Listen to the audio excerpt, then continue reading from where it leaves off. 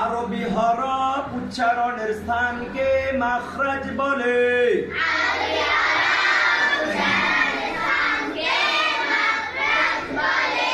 আরবি হরফ 29টি, মাখরাজ 17টি। 1 নম্বর মাখরাজ হলকের শুরু হইতে হামজা হা, হলকের শুরু হইতে হামজা হা সহজ আওয়াজে। 2 নম্বর মাখরাজ হলকের মধ্যখান হইতে আইন হা,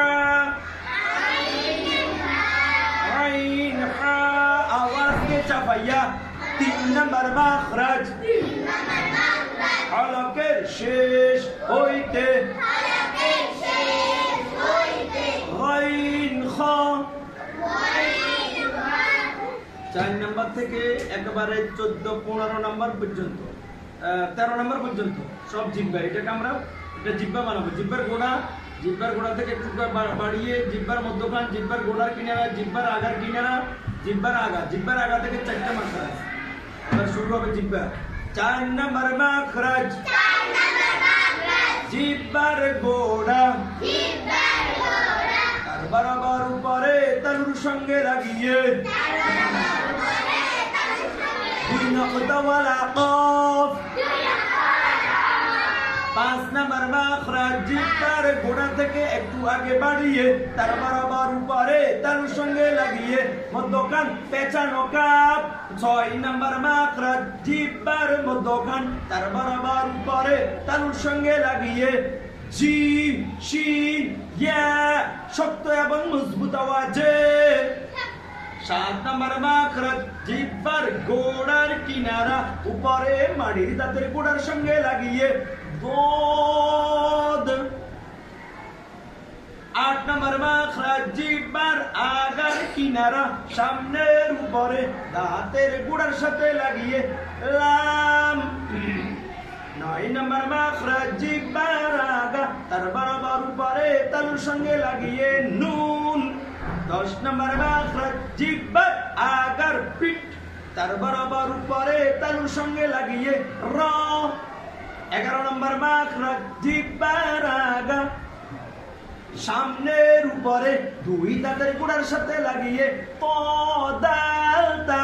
12 নম্বর মাখরাজ জিহ্বার আগা সামনের নিচের 2 দাঁতের আগার সাথে লাগিয়ে সদ সিন জা। 13 নম্বর মাখরাজ জিহ্বার আগা সামনের উপরে 2 দাঁতের আগার সাথে লাগিয়ে দাল তা, দাল তা নরম। 14 নম্বর মাখরাজ নি।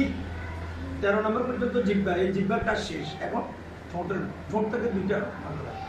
14 নম্বর মাখরাজ নিচের ঠোঁটের পেট সামনের উপরে 2 দাঁতের আগার সাথে লাগিয়ে পা।